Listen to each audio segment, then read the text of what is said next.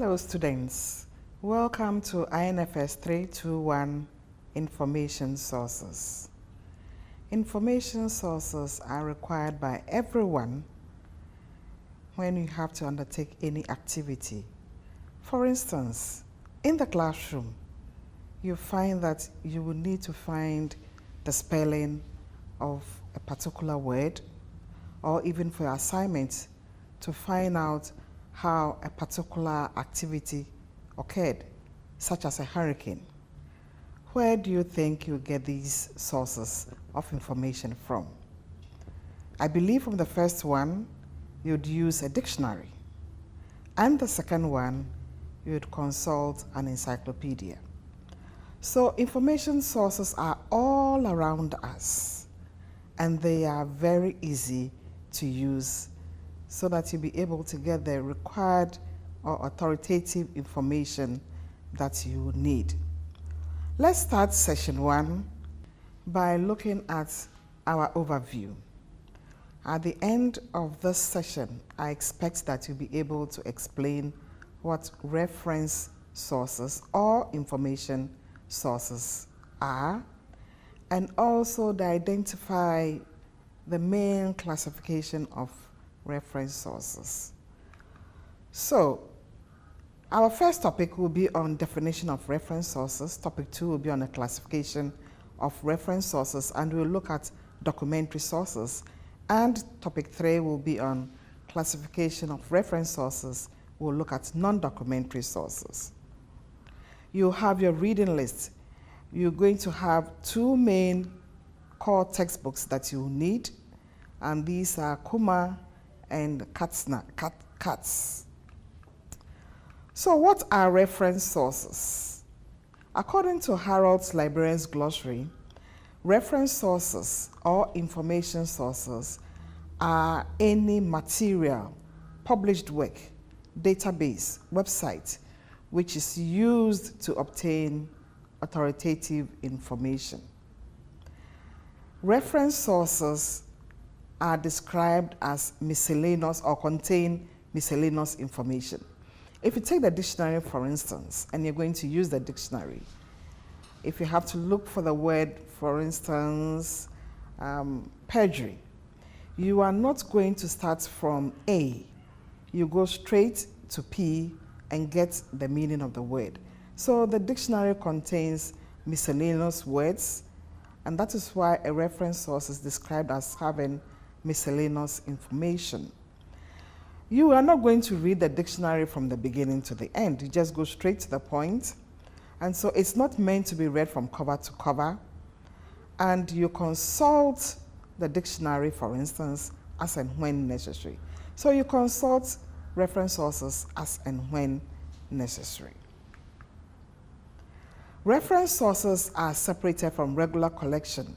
That is, if you work in a very big library or a big information center, you would find a certain department, usually called the reference department or the reference unit or the reference section, where you have the collection of reference sources. If you work in a small library, it is usually a shelf where you have all these reference materials being placed. It doesn't really matter whether you have a big library or big information center or a small library or a small information center. The most important thing is to recognize that we have important reference materials which you usually consult on site. These materials are not borrowed. You cannot borrow these materials to use. Now let's look at the classification of reference sources. There are 2 main schools of thought. One school of thought organizes reference sources according to documentary and non-documentary sources.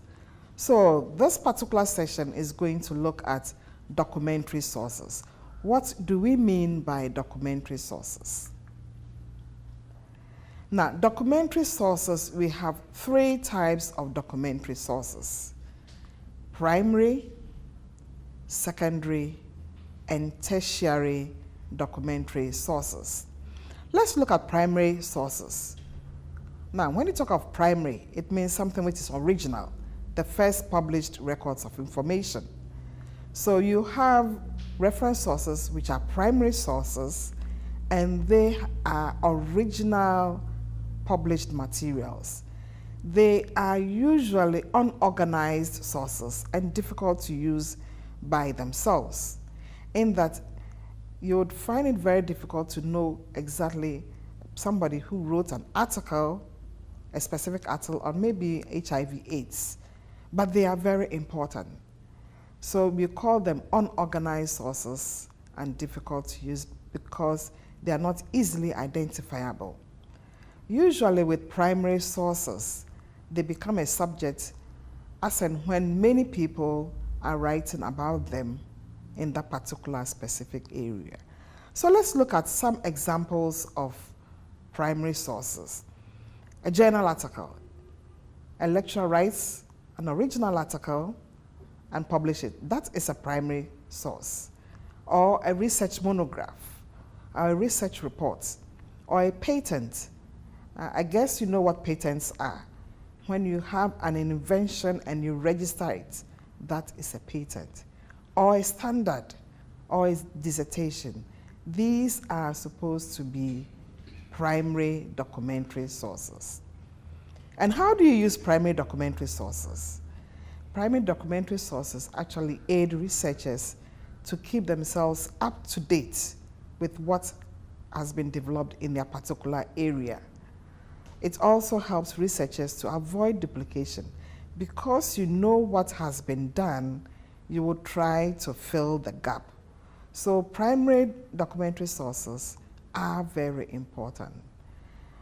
For examination purposes, you should be able to identify a few primary sources, and I've listed them up: journal articles, research monographs, research reports, patents, and the rest.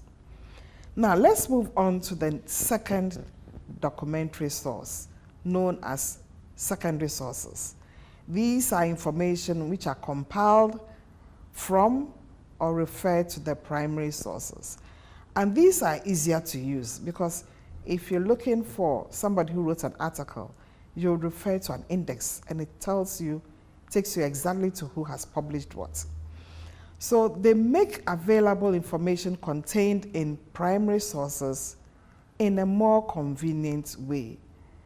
They are original information, usually modified, selected, or rearranged or reorganized, and they are repackaged, and they make information easily and widely available. We actually call these secondary sources as bibliographical keys to primary sources of information. So let's look at some examples of these secondary documentary sources. I mentioned an index. I mentioned indexing periodicals, abstracting periodicals, reviews, treatises, monographs, textbooks, handbooks. Yes, dictionaries, they are secondary sources. Encyclopedias are secondary sources. Now, the third documentary source we call the tertiary sources. The tertiary sources are information distilled and collated from the primary and also secondary sources. And they aid the researcher in the use of primary and secondary sources. Examples include the bibliography of bibliographies and the guides to the literature, as well as directories.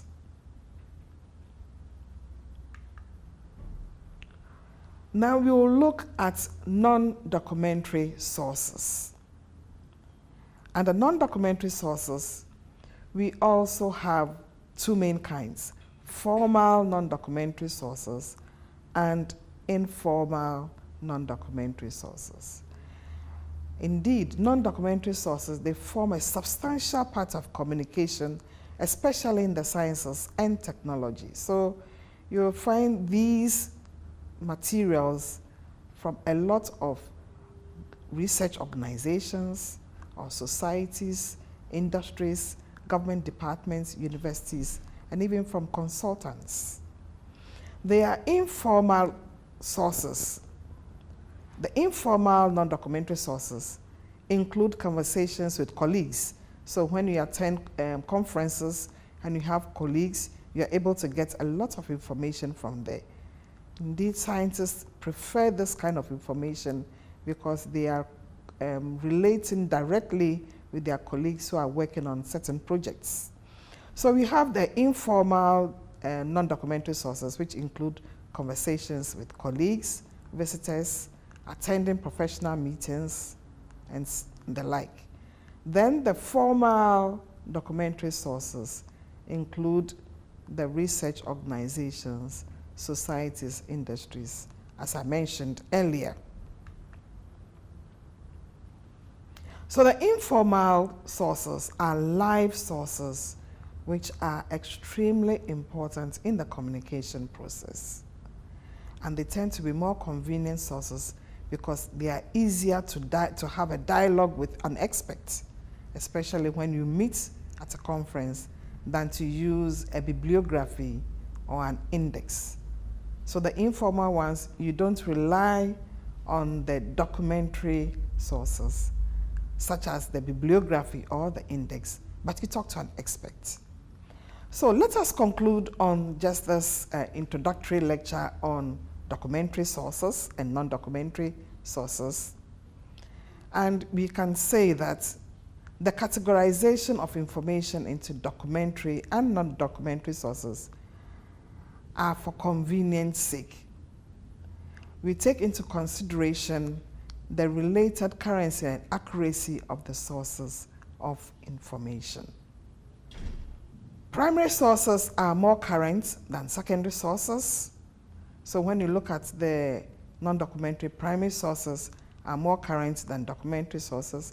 When you have a primary source, it's published in an article, it takes quite a while before the secondary sources are also produced, because to have the index, the indexer will have to work on the primary sources and compile them into the index for you to use. The primary sources are generally more accurate than the secondary sources due to the fact that these represent original ideas. However, in some cases, a secondary or tertiary source may correct errors which might have occurred in the primary source. We have a video for you to watch, and these are 3 non-documentary sources: the dictionary, encyclopedia, and thesaurus. We also have an activity for you.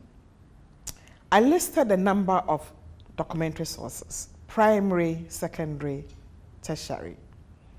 For your activity, you will need to visit any library or information center and look for the following. Of course, journal articles can be seen anywhere, so that's not a problem. And dissertations, of course, you have an idea already. Trade literature, probably you don't, so you have to visit a library. Secondary sources, you will need to visit a library to see all these secondary sources, as well as the tertiary sources. Thank you very much for paying attention to me.